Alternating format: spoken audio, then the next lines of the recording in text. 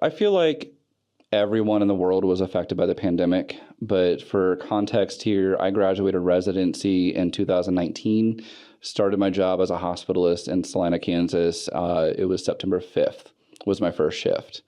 So I was out for 6 months, or I was practicing for about 6 months before the whole world shut down.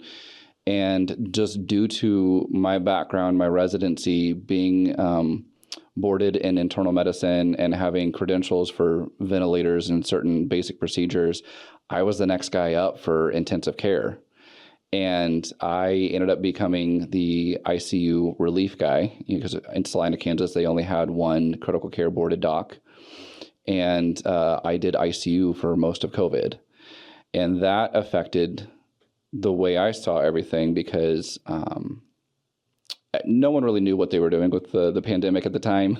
Looking back, it kind of seems silly, but at the same time, being in it at that point in time with everyone else, we were doing the best that we could. But it really dawned on me that we can't do cookie cutter medicine for every patient. You know, one patient comes in with COVID, how come their ICU status, how come they're requiring a ventilator, whereas you have somebody with the exact same age, comorbidities, you know, general upbringing and lifestyle, and they're doing just fine. It didn't make any sense.